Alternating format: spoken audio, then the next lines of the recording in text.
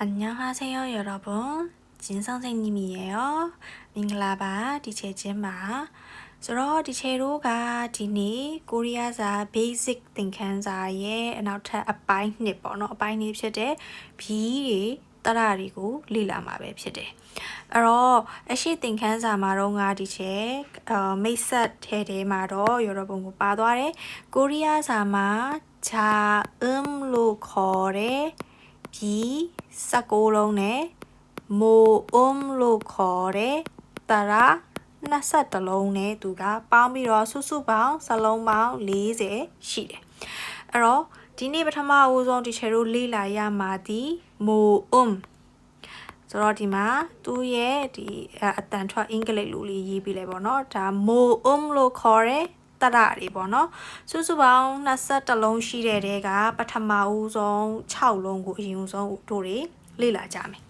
အဲ့တော့အရင်ဆုံးစလုံးတွေလေ့လာမယ်ဆိုရင်သူ့ရဲ့စလုံးပုံစံရှိတယ်အတန်ထွက်ရှိတယ်ဘယ်လိုရေးရမလဲဆိုတာရှိတယ်ပေါ့နော်အဲ့တော့ကိုရီးယားစာတွေမှာဆိုလို့ရှိရင်အရင်ဆုံးဘယ်ဘက်မှာရှိတဲ့သင်္ကေတကိုအရင်ရေးတယ်အဲ့တော့ကိုရီးယားစာတွေမှာဒီဘေးတိုက်ရှိနေပြီဆိုလို့ရှိရင်ဘယ်ဘက်ကသင်္ကေတကိုအရင်ရေးပြီးတော့အပေါ်အောက်ရှိနေပြီဆိုလို့ရှိရင်တော့အပေါ်ကသင်္ကေတကိုအရင်ရေးတယ်အဲ့တော့ယူဆုံး note လေးမှတ်မယ်ပေါ့နော် note လေးမှတ်မယ်ဆိုရင်ကိုရီးယားစလုံးတွေမှာဘေးတိုက်ဆိုရင်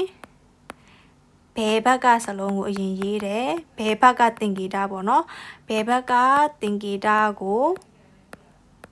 အရင်ရေးတယ်ပြီးရင်အပေါ်အောက်ဆိုလို့ရှိရင်တော့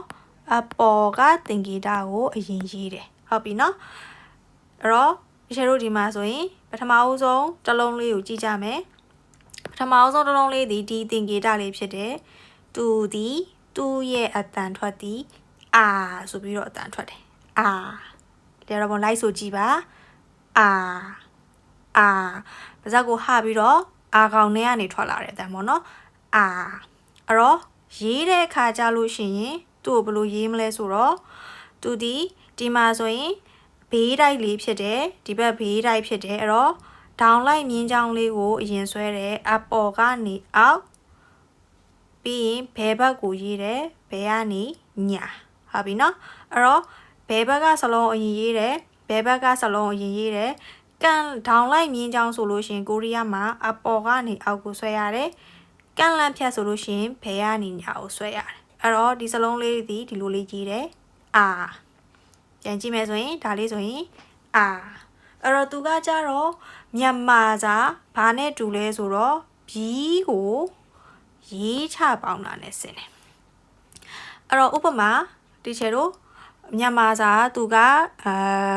ပုံမှန်တိချက်အတန်းမှာဆိုလို့ရှိရင်တော့မြန်မာစာကိုចောင်းသားတွေဆိုမြန်မာလိုကြီးအသေးမှတ်မှာဆိုလို့ဒီချက်မြန်မာလိုမရေးပေးဘူးပေါ့နော်သဘောတရားနားလည်အောင်ပဲပြောပြတယ်ပေါ့နော်မဟုတ်လို့ရှိရင်မြန်မာလိုအသေးမှတ်ထားရင်တချို့စလုံးတွေမြန်မာလိုအသေးမှတ်လို့မရအဲ့တော့ဒီအာလေးဒီသူ့ရဲ့စလုံးဒီမြန်မာစာဘီကိုရေးချပေါင်းတာနဲ့ဆင်တယ်အဲ့တော့ဒီချက်တို့ကနာလို့စလုံးမျိုးကိုတွေ့ပြီဆိုလို့ရှိရင်နာနဲ့အာနဲ့ကိုပေါင်းပြီဆိုလို့ရှိရင်နာအာနာဆိုပြီးတော့အတန်ထွက်သွားသလိုပေါ့နော်အဲ့လိုမျိုးပေါ့အဲ့တော့ခါလို့အတန်ရှိတဲ့စလုံးမျိုးနဲ့ပေါင်းပြီဆိုလို့ရှိရင်လေခါနဲ့အာနဲ့ကိုပေါင်းမယ်ဆိုရင်ခါအာခါဖြစ်သွားတော့ပေါ့နော်ခါနဲ့အာနဲ့ခါအာလို့နာနဲ့အာနဲ့နာအာဆိုပြီးထွက်ရတာမဟုတ်တော့ဘဲနဲ့နာအာနာခါအာခါစသဖြင့်ပေါ့နော်အဲ့လိုမျိုးအတန်ထွက်ရတယ်အဲ့တော့သူ့ကိုရေးတဲ့အခါကြလို့ရှိရင်ရောတော့ဘုံတို့အပေါ်ကနေကန်လန့်ဖြတ်ဖြစ်တဲ့အတွက်ဒီအပေါ်ကနေအောက်မြင်းချောင်းလေးကိုတစ်ချက်ဆွဲမယ်ပြီးရင်ဘယ်ကနေညာကိုတစ်ချက်ဆွဲတယ်အပေါ်ကနေအောက်ဘယ်ကနေညာဆိုပြီးတော့ဒီလိုမျိုးရေးတယ်ပေါ့နော်ဒါလေးဒီအာဒါလေးဒီအာဟုတ်ပြီနော်အဲ့တော့ဒါဒီအာကြပြီးတော့ဒီကနောက်ထပ်တစ်ခုကိုသွားကြည့်ကြမယ်နောက်ထပ်တစ်လုံးကကြတော့ဒုတိယမြောက်အလုံးလေးကကြတော့ဒီစလုံးလေးဖြစ်တယ်သူကအာမာတော့ကကန်လန့်ဖြက်လေးကအပြင်ကိုထွက်နေတယ်ဆိုလို့ရှိရင်ဒါလေးကကန်လန့်ဖြက်လေးကအတွင်းဘက်ကိုလှည့်နေတာသူဒီအော်ဆိုပြီးတော့အတန်ထွက်တယ်အော်လိုက်ဆိုကြည့်ပါအော် ဟုတ်ပြီနော်အဲ့တော့သူ့ကိုရေးတဲ့အခါကြလို့ရှိရင်တချို့တို့ကဒီဘေးတိုက်ဆိုရင်ဘယ်ဘက်ကသင်္ကေတကိုအရင်ရေးရတာဖြစ်တဲ့အတွက်ဒီဘက်ကကန့်လန့်ဖြတ်လေးကိုအရင်ရေးတဲ့တစ်ချက်ပြီးတော့မှသူ့ဘေးကနေ down လိုက်လေးနဲ့ဆွဲတယ်နှစ်ချက်ဟုတ်ပြီနော်အဲ့တော့သူ့ကိုရေးတဲ့အခါကျရင်ကန့်လန့်ဖြတ်လေးကတစ်ချက် down လိုက်လေးကဒုတိယတစ်ချက်နှစ်ချက်အဲ့လိုမျိုးဆွဲတယ်သူကအော်ဆိုပြီးတော့ဖြစ်သွားတယ်သူ့ရဲ့အတန်ဒီအော်ဒါလေးဒီအာဒီစလုံးလေးဒီအော်အဲ့တော့အော်ကကြတော့ဒီချေတို့ဘာနဲ့တူလဲဆိုတော့ဒီဒါလေးဆိုလို့ရှိရင်အော်ကဘာနဲ့တူလဲဆိုတော့မြန်မာလို့ဆိုရင်တဝေထိုးရေးချပေါင်းတာနဲ့တူတယ်စင်တယ်ပေါ့နော်ဘီးကိုတဝေထိုးရေးချပေါင်းတာနဲ့စင်တယ်အဲ့တော့ဂါလို့အတန်ရှိတဲ့ဘီးကိုအော်နဲ့ပေါင်းမယ်ဆိုရင်ဂါနဲ့အော်နဲ့ဆိုလို့ရှိရင်ဘာဖြစ်သွားမလဲဂါအော်ခေါ်ဆိုပြီးတော့အတန်ဖြစ်သွားတာပေါ့နော်အဲ့လိုမျိုးပေါ့ဂါအော်လို့မထွက်တော့ဘူးเนาะဂါအော်ခေါ်နောက်မလို့အတန်ရှိတဲ့ဘီးမျိုးနဲ့ဆိုရင်မအော်မောဒါလို့အတန်ရှိတဲ့ဘီးမျိုးနဲ့ဆိုရင်ဒါအော်ဒေါ်ဆိုပြီးတော့ဖြစ်သွားမယ်အဲ့တော့သူ့ကိုရေးတဲ့အခါကြလို့ရှိရင်ကန်လန့်ဖြတ်လေးဘယ်ဘက်ကကန်လန့်ဖြတ်လေးကိုရင်ရေးတယ်အဘယ်ကနေညာတစ်ချက်အပေါ်ကထောင်လိုက်လေးကိုဆွဲတယ်ဒီလိုမျိုးလေးနှစ်ချက်ဆွဲရတယ်ပေါ့နော်အဲ့တော့ဒီလိုလေးဒါလေးဒီအော်အဲ့တော့စောကတစ်လုံးဒီအာနောက်တစ်လုံးဒီအော်အာအော်ဟုတ်ပြီနော်ဂျာတာပြီးတော့တချို့တို့ကနောက်ထပ်တစ်လုံးကိုလေ့လာကြမယ်နောက်ထပ်တစ်လုံးကကြတော့ဒီစလုံးလေးဖြစ်တယ်သူဒီအပေါ်အောက်ဖြစ်နေတယ်အဲ့တော့သူ့ရဲ့အတန်ထွက်လေးဒီ O အင်္ဂလိပ်စာ O ဆိုသူလိုပဲလိုက်ဆိုကြည့်ပါဦး O ဟုတ်ပြီနော်အဲ့တော့သူ့ကိုရေးတဲ့အခါကျရင်အပေါ်အောက်ဖြစ်နေပြီဆိုရင်အပေါ်ကသင်္ကေတကိုရေးရတာဖြစ်တဲ့အတွက်အပေါ်ကနေအောက်ထောင်လိုက်လေးကိုတစ်ချက်ဆွဲမယ်ပြီးရင်အောက်ကနေဘယ်ကနေညာကန့်လန့်ဖြတ်လေးနဲ့ပိတ်လိုက်မယ်ဒီလိုမျိုးလေးဖြစ်သွားတယ်အဲ့တော့ဒါလေးဒီ O အဲ့တော့ O ဒီအပေါ်ကနေအောက်ထောင်လိုက်လေးကိုတစ်ချက်ဒီဘယ်ကနေညာကန့်လန့်ဖြတ်လေးတစ်ချက်နှစ်ချက် O အဲ့တော့သုံးလုံးရသွားတယ်အာအော်O အဲ့တော့ O ကကြတော့ဒီချေတို့ဘာနဲ့တူလဲဆိုတော့ O ကကြတော့မြန်မာစာဘီးကိုလုံးကြီးတင်တစ်ချောင်းငင်ပေါင်းလိုက်တာနဲ့တူတယ်အဲ့တော့ဂါလို့အတန်ရှိတဲ့ဘီးကိုလုံးကြီးတင်တစ်ချောင်း O နဲ့ပေါင်းလိုက်ပြီဆိုရင်ဂါ O လို့မထွက်ရဘဲနဲ့ဂါ O ကိုလို့ပေါ့နော်နာနဲ့နာလို့အတန်ရှိတဲ့ဘီးကို O နဲ့ပေါင်းမယ်ဆိုရင်နာ O နိုဆိုပြီးတော့ဖြစ်သွားမှာပေါ့ဟုတ်ပြီနော်အဲ့တော့ဒီချေတို့ကဒါလေးက O ရေးတဲ့အခါကျရင်အပေါ်ကနေအောက်ထောင်လိုက်လေးကိုဆွဲမယ်ပြီးရင်ဘယ်ကနေညာကန့်လန့်လေးကိုဆွဲမယ်ဒီလိုလေးဆွဲမယ်ဒီလိုလေးရေးမယ်ဟုတ်ပြီနော်ဒါလေးရေးမယ်ဟုတ်ပြီနော်ဒါလေးဒီ O အဲ့ဆိုရင်ဒီချေတို့သုံးလုံးရသွားပြီပထမအဆုံးသင်ခဲ့တာဒီအာနောက်တစ်လုံးဒီအော်နောက်တစ်ခုဒီ O အာအော် O okay ကျတော့တွေကနောက်ပြီးတဲ့ခါကျရင်နောက်ထပ်တစ်ခုကိုသိကြမယ်နောက်တစ်ခုကကျတော့ O ရဲ့ပြောင်းပြန်လေးပေါ့နော်ဒါလေးကကျတော့ဥရောတော့ပွန်လိုက်ဆိုကြည့်ပါအောင်ဥဟုတ်ပြီနော်ကျတော့ဒီဥရဲ့အတန်ထွက်ကိုပီပီတတပို့ပြီးခြင်းနဲ့ဆိုရင်ရောတော့ပွန်တို့ခဲတံပေါ့နော်ခဲတံဖြစ်ဖြစ်ဘောပင်ဖြစ်ဖြစ်ကိုနှာခေါင်းနဲ့ဒီအပေါ်နှာခမ်းကြားထဲမှာထည့်ပြီးတော့ဆိုပြီးတော့နှာခမ်းအောင်ထော်ထားရတယ်ခဲတံမပြုတ်ကြဘူးဆိုလို့ရှိရင်အတန်ထွက်မှန်တယ်ဒီကျတော့ကိုရီးယားမှာကြောင်းတက်ခဲ့တော့ကိုရီးယားဆီယာမတွေကအဲ့လိုမျိုးသင်ပေးတယ်ပေါ့နော်ဘာလို့လဲဆိုတော့တချို့နိုင်ငံကအတန်ထွက်တွေကကြတော့ဒီအတန်ကိုပြီးအောင်မထွက်နိုင်ကြတဲ့နိုင်ငံသားတွေရှိတယ်ပေါ့နော်အဲ့တော့ပြီးအောင်ပေါ့အဲ့တော့အပေါ်ဒါလေးကကြတော့အဲ့တော့သူကလည်းပဲအပေါ်အောက်ရှိတဲ့သင်္ကေတတွေဆိုရင်အပေါ်ကစလုံးကိုအပေါ်ကသင်္ကေတကိုရင်ဆွဲရတာဖြစ်တဲ့အတွက်အဲ့တော့ကန့်လန့်ဖြတ်လေးဘယ်ကနေညာတစ်ချက်ဆွဲတယ်ထောင်လိုက်လေအပေါ်ကနေအောက်တစ်ချက်ဆွဲတယ်နှစ်ချက်ဆွဲရတယ်ဒါလေးဒီဟုတ်ပြီနော်အဲ့တော့အပေါ်ကန့်လန့်ဖြတ်လေးဘယ်ကနေညာနံပါတ်တစ်ချက်ပြီးရင်ထောင်လိုက်လေးအပေါ်ကနေအောက်ဒုတိယတစ်ချက်နှစ်ချက်ဆွဲရတယ်ဒါသည်ဆိုပြီးတော့အတန်ထွက်တယ်ကြတော့သူ့ကိုဒီလိုကြည့်မယ်ဆိုလို့ရှိရင် လေးကဒီလိုလေးအဲ့တော့သူဒီဘာနဲ့တူလဲဆိုတော့မြန်မာစာမှာဆိုရင်ဘာနဲ့ဆင်လဲဆိုတော့ဘီကိုနှစ်ချောင်းရင်ပေါင်းတာနဲ့ဆင်တယ်အဲ့တော့ဂါလို့အတန်ရှိတဲ့ဘီကိုဦးနဲ့ပေါင်းလိုက်ပြီဆိုရင်ဂါဦးဘာဖြစ်သွားမလဲဂူဆိုပြီးတော့ဖြစ်သွားတာပေါ့ဂါဦးဂူအဲ့လိုပဲဓာလို့အတန်ရှိတဲ့ဘီကိုဦးနဲ့ပေါင်းလိုက်မယ်ဆိုလို့ရှိရင်ဓာဦးဒူနာလို့အတန်ရှိတဲ့ဘီကိုဦးနဲ့ပေါင်းမယ်ဆိုရင်နာဦးနူဆိုပြီးတော့ဖြစ်သွားမယ်ဟုတ်ပြီနော်အဲ့တော့သူ့ကိုရေးတဲ့ခါကျရင်အပေါ်ကကန့်လန့်ဖြတ်လေးကိုတစ်ချက်အောက်ကဒေါင်းလိုက်လေးနဲ့တစ်ချက်နှစ်ချက်ကန့်လန့်ဖြတ်လေးကိုတစ်ချက်ဒေါင်းလိုက်လေးနဲ့တစ်ချက်နှစ်ချက်ဟုတ်ပြီနော်အဲ့တော့ဒီချက်တို့၄လုံးရသွားပြီအဲ့ပထမအဆုံးကအာအောအိုဦးအာအောအိုဦးโอเคနော်ကြာလာပြီးတော့နောက်ထပ်တစ်လုံးကိုသွားကြည့်ကြမယ်နောက်ထပ်ဒါလေးကတော့ကန့်လန့်ဖြတ်လေးပဲရှိတယ်ဒီကန့်လန့်ဖြတ်လေးကိုဘယ်လိုအတန်ထွက်ရလဲဆိုတော့ရောတော့ဘုံတို့ဆိုပြီးတော့အတန်ထွက်ရတယ်အဲ့တော့သူ့ရဲ့အတန်ဒီဘယ်နေရာကနေထွက်လဲဆိုတော့လေချောင်းနေကနေလာတဲ့အတန်ဖြစ်တယ်အဲ့တော့ရောတော့ဘုံတို့ရဲ့လေစလုံးရှိတယ်ဒီအာသီးရှိတဲ့နေရာလေစလုံးပေါ့နော်ဆိုပြီးတော့အတန်ကိုထွက်ကြည့်လိုက်လို့အဲ့ဒီလေစလုံးအာဒီက vibrate ဖြစ်သွားတယ်တုံသွားတယ်ဆိုရင်အတန်ထွက်ကမှန်တယ်အဲ့တော့သူ့အတန်ထွက်နေရကြရောတော့ဘုံတို့ပြုံးလိုက်ပါပြုံးလိုက်ပြီးတော့သွားကိုစီပြီးတော့လဲသွားလေးကိုစီပြုံးပြီးတော့လဲချောင်းနေရနေလာတဲ့အတန်ဆိုတဲ့အတန်ဆိုတဲ့အတန်ပေါ့နော်အဲ့တော့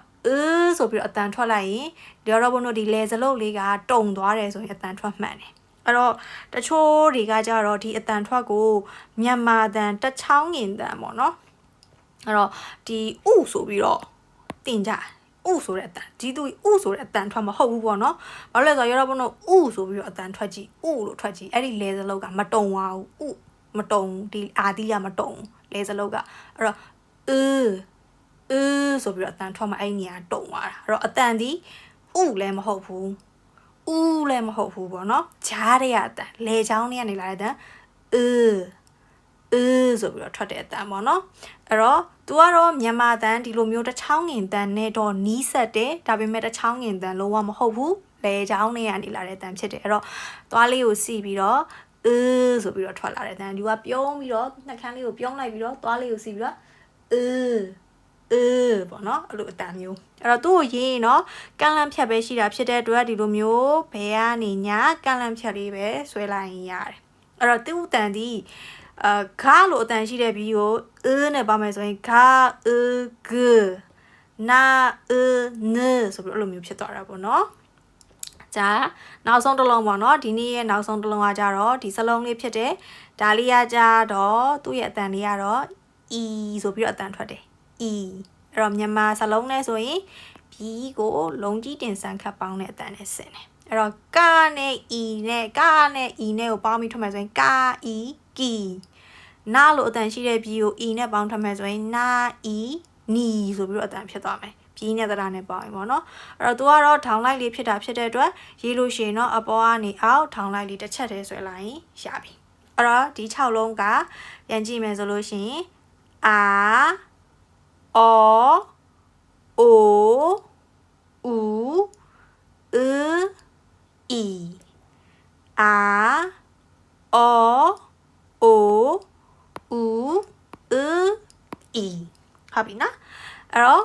ဒီရဲ့စလုံးလေးကိုအတန်ထွက်လေးတွေပေါ့နော်じゃအဲ့ဒါပြီးတော့ဟိုဒီအောက်ကိုကြည့်မယ်ဆိုလို့ရှိရင်သူကတော့